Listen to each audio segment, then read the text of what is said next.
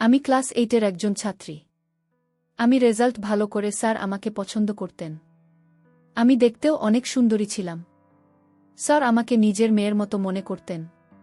কিন্তু স্যারের মনটা যে এত নোংরা তা আমি জানতাম না। স্যার একদিন আমায় বলল, তোমার মতো আমার একটা মেয়ে ছিল। সে মারা গেছে। দেখতে একদম তোমার মতো। স্যার এসব কথা নাকি আমার বান্ধবীদের কেউ বলেছেন। একদিন স্যার আমায় বলল, শোনো মা, তুমি চাইলে আমার বাসায় গিয়ে আমার মেয়ের ছবি দেখে আসতে পারো।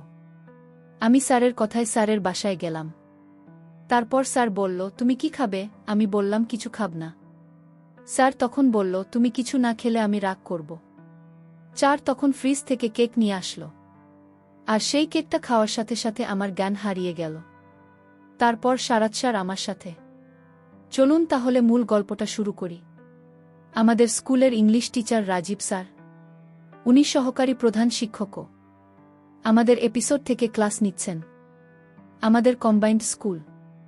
ছেলেরা একপাশে আর মেয়েরা একপাশে বসে। স্যার খুব ভালো ইংলিশ বোঝান। তবে স্যার বেশিরভাগ সময় আমাদের ভালো করে পড়ান। পরও বেশি আমাদের ধরেন, ছেলেদের পড়া করেন আর পড়া না পারলে খুব মারেন। আর আমাদের পড়া না হলে কিছুই বলেন না।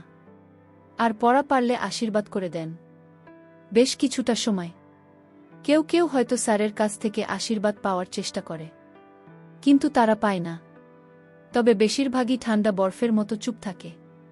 কারণ স্যারের কথার অবাধ্য হলে স্যার তার অফিস রুমে ডেকে পাঠায়। আজ আমায় ডেকে পাঠিয়েছিল। খুব ভয়ে ছিলাম। আমার হাতের লেখাগুলো নাকি খুব সুন্দর। স্যার আমাকে উপদেশ দিয়ে বললেন, তোমার হাতের লেখা খুব সুন্দর হয়, তুমি ভবিষ্যতে ভালো কিছু করতে পারবে। স্যার আমার খুব প্রশংসা করছিল।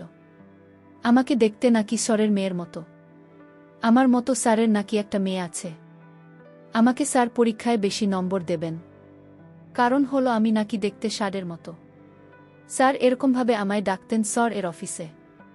আর ক্লাসে যেন বেশি কথা না বলি। স্যারের অফিস থেকে বের হবার পর আমার মনে হয়েছিল, স্যার এরকম অদ্ভুত কেন? স্যার আমাকে বলেছিল, মা, তোর মতো আমার যে মেয়েটা ছিল সে বেছে নিয়ে মারা গেছে আরও 5 বছর আগে। স্যার এই কথাগুলো শুনে আমি কেঁদে ফেলি। তারপরে ক্লাসগুলো আমি আর ঠিক করে করতে পারিনি। ছুটি হবার সাথে সাথেই বাসায় চলে এসেছি। 2 দিন স্কুলে যাইনি। আজ স্কুলে আসার পর টিফিনের সব মেয়েরা আমায় ঘিরে ধরল। স্কুলের কিছু বড় আপু এসেছে। সেদিন কি হয়েছিল সবাই জানতে চায়। আমি তাদের কিছুই বলতে পারলাম না। তখন আমার এক বান্ধবী বলল, স্যার নাকি ওকেও ডেকেছিল। ওকে বলেছিল স্যার এর অফিসে জমা খাতাপত্রগুলো দেখতে, এরকম স্যার তাকেও ডেকেছিল। স্যার ওকে এই কথা বলেছিল যে তাকেও নাকি দেখতে তার মেয়ের মতো। আরেক আপু বলল, এই তো মাত্র শুরু, এমন আরও হবে। আর কাউকে কিছু বললে শুধু পরীক্ষায় ফেল করাবেন না, সাথে নাকি মিথ্যা বলে স্কুল থেকে টিসি দিয়ে বের করে দেবে। আরেক আপু বলুন, উনি একদিন একটা সমস্যার কারণে স্যারের কাছে ছুটি আনতে গেলে স্যার তাকেও নাকি বলেছিল তাকেও দেখতে স্যারের মেয়ের মতো। আমি ঠিক বুঝতে পারছি না, স্যার যাকে তাকে বলে তাকে নাকি দেখতে তার মেয়ের মতো। খুব অদ্ভুত ব্যাপার তো। আসলে স্যার এর কি জ্ঞান হারিয়ে ফেললে নাকি? আমি আপনাকে বললাম, আপু আপনারা কিছু বললেন না।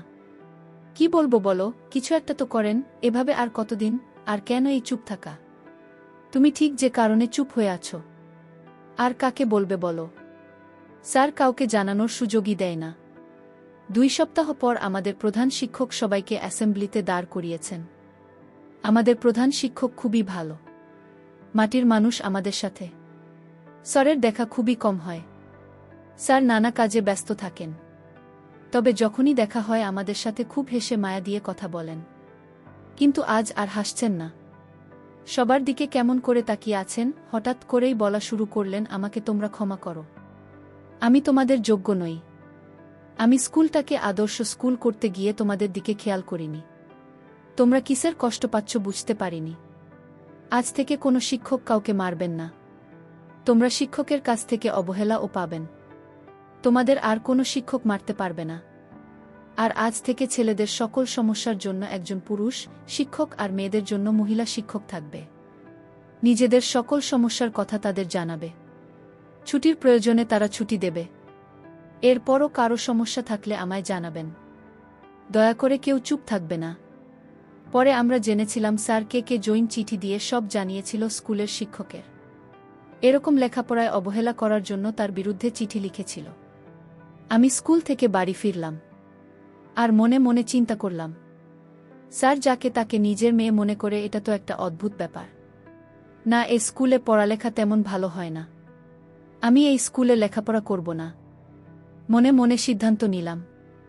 আমি বাড়িতে গিয়ে বাবাকে বললাম, বাবা, যদি আমাকে লেখাপড়া করাতে চাও তাহলে আমাকে একটা মহিলা মাদ্রাসায় ভর্তি করে দাও, যেখানে আমি হিজাব পরে মাদ্রাসায় যাব। বাবা আমার কথা শুনে বাবা বলল, দেখো মা, আমি কিছুদিন পর তোমাদের অন্য শহরে গিয়ে বাসা রাখব। মা, আর কিছুদিন লেখাপড়া করো, তারপর শহরে গিয়ে তোমার যা যেখানে ইচ্ছা সেখানে লেখাপড়া করতে পারবে। আমি কোনো বাধা দিব না। আমি বললাম, বাবা, তাহলে কতদিন পর শহরে উঠবে? বাবা বলল, তুমি ক্লাস 8-এ যখন উঠবে তখন চলে যাব, আর বেশি দিন ওয়েট করতে হবে না, মাত্র 6 মাস। ভুলে গেছি আমার পরিচয়টা দিয়ে দেয়। আমার নাম আকলিমা। আমি ক্লাস 8-এ পড়ি। আমার বাবা একজন বড় ব্যবসায়ী। আমরা 2 বোন 2 ভাই। সবার বড় হচ্ছে আমার বোন, নাম হেলেনা। বিয়ে হয়েছে প্রায় 5 বছর হবে। আমার বড় ভাই বিপুল এবার কলেজের 2nd ইয়ারে পড়ে। আমার পরিবারের মধ্যে আমি সবার ছোট, তাই সবাই আমাকে চোখে চোখে রাখে। আমরা থাকি নানার বাড়িতে। আমার বাবা আমার মাকে বিয়ে করায় আমার দাদা তার বাড়িতে জায়গা দেননি, তাই আমরা নানুর বাড়িতে থাকি। আমার নানুর বাড়ির এলাকাটা তেমন ভালো না, কিন্তু আমরা এই এলাকার অনেক অত্যাচার সহ্য করে নানুর বাড়িতে থাকি।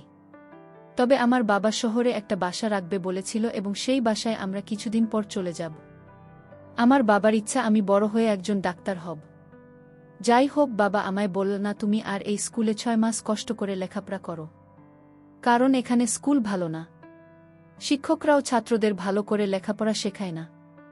আর তাই আমার লেখাপড়ার মন মানসিকতা এখান থেকে একেবারে উঠে গেছে। তারপর বাবার প্রতি তাকিয়ে লেখাপড়া করে যাচ্ছি। যাই হোক, আমি 1 সপ্তাহ পর স্কুলে গেলাম। স্কুলের ইংরেজি শিক্ষক, যার কথা একটু আগেই বলেছি, আপনারা শুনেছেন, ইংলিশ টিচার রাজীব, আমাকে টিফিন আওয়ারে আমাকে তার অফিসে ডাকলেন আর বললেন, বসো, তোমার সাথে কিছু কথা আছে।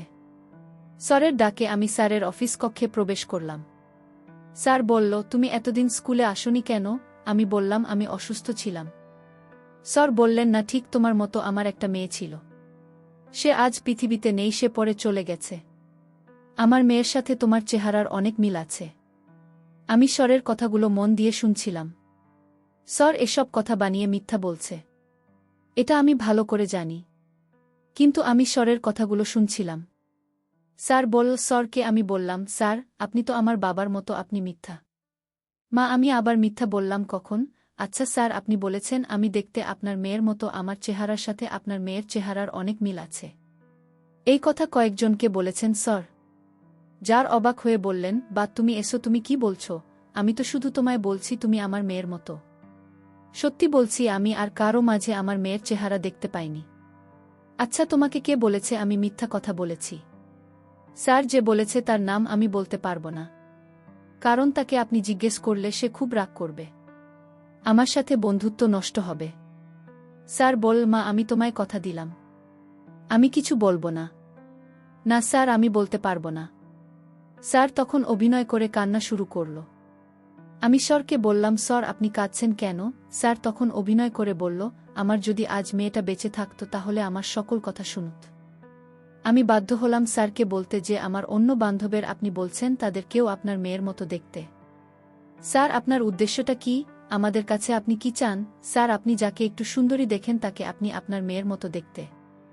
এসব কি শুনছি? স্যার তখন বলল, আচ্ছা, স্কুল কথা তোমাদের বান্ধবী বানিয়ে বানিয়ে বলছে যেন তুমি আমার কাছে না আসতে পারো, কারণ আমি তাদের চেয়ে তোমাকে অনেক ভালো করে লেখাপড়া শেখাই। এটা তাদের সহ্য হচ্ছে না। আচ্ছা, তুমি আমার বাসায় একদিন যাবে। আমার বাসায় টাঙানো একটা বড় ছবি আছে আমার মেয়ের, সেই ছবির সাথে যদি তোমার চেহারা মিল থাকে তাহলে তো আর কোনো সন্দেহ নাই। আমি স্যারের এই কথা শুনে কিছুটা বিশ্বাস হতে লাগল, কিন্তু আমি তো জানি না যে স্যার আমার সাথে এমন নাটক করছে। আমি স্যারের মতো তা বুঝতে পারিনি। আমি স্যারের কথা বিশ্বাস করে তার বাড়িতে যাওয়ার সিদ্ধান্ত নিলাম। আমি স্যারকে বললাম, কোনোদিন যাব স্যার আপনার বাসায়? স্যার বলল, সন্ধ্যার দিকে যেতে পারলে আমার জন্য ভালো হয়, কারণ সন্ধ্যের দিকে আমার স্ত্রী বাড়িতে থাকবে। তার মুখ থেকেও শুনতে পারবে। স্যার যেরকম নাটক করতে পারে তা আমি জানতাম না। আমি স্যারের কথা বিশ্বাস করলাম। স্যার পরের দিন আমাকে বললেন, মা, আজ আমাদের বাড়িতে তোমার যেতে হবে। না গেলে আমি খুব কষ্ট পাব। আর আমার স্ত্রীকেও তোমার ব্যাপারটা বলেছি। আমি স্যারকে বললাম, ঠিক আছে স্যার, আমি যাব। তারপর সন্ধ্যার কিছুক্ষণ আগে আমি রওনা দিলাম। সন্ধ্যার নামাজের শেষে আমি স্যারের বাসায় উপস্থিত হলাম। স্যার আমায় বলল, বসো মা। স্যার আমায় দেখে অস্থির মনে হল। আমি জিজ্ঞেস করলাম, স্যার আপনার স্ত্রী কোথায়? স্যার বলল, আজ এখনো আসেনি, হয়তোবা চলে আসবে কিছুক্ষণের ভিতরে। আমি স্যারকে বললাম, স্যার আপনার মেয়ের ছবিটি কোথায়? স্যার তখন বলল, মামা তো আসছো, কিছু খাও, একটু রেস্ট নাও, তারপর সব দেখাচ্ছি। আমি স্যারকে বললাম, স্যার আমি কিছু খাব না। স্যার বলল, যদি তুমি না খাও তাহলে আমি খুব কষ্ট পাব। আমি স্যারের কথা রাখতে গিয়ে স্যার আমার জন্য ফ্রিজ থেকে দামি কেক নিয়ে আসলো। আমি কি একটা খেয়ে নিলাম। কেকটা খাওয়ার কিছুক্ষণ পর আমার মাথা ঘোরাচ্ছিল। আমি স্যারকে বললাম, স্যার আমার কেমন জানি করতে আছে, আমি একটু বিশ্রাম নিতে চাই। স্যার তখন খুশি হয়ে বলল, ঠিক আছে, তুমি বিশ্রাম নাও, আমি দেখে আসি আমার স্ত্রী কোথায়। আমি বিশ্রাম নেওয়ার সাথে সাথে আমি ঘুমিয়ে পড়লাম। আমি আর কিছু বলতে পারলাম না। আমি সকালে ঘুম থেকে উঠে দেখলাম আমার কাপড় চোপড় এলোমেলো হয়ে আছে। আমার আর বুঝতে বাকি রইল না আমার সাথে কি হয়েছিল। আমার সকল মূল্যবান সম্পদ কেড়ে নিল। প্রিয় বন্ধুরা, গল্পটি ভালো লাগলে অবশ্যই কমেন্ট করে জানাবেন। আর নিয়মিত এমন আলাদা স্বাদের গল্প শুনতে ভিডিওটিতে লাইক এবং চ্যানেলটিকে সাবস্ক্রাইব করে সাথেই থাকুন। আর হ্যাঁ, নোটিফিকেশন বেলটি অল করে রাখবেন, যাতে পরবর্তী গল্প সবার প্রথমে আপনাদের কাছে পৌঁছে যায়। ধন্যবাদ বন্ধুরা, ধন্যবাদ সবাইকে।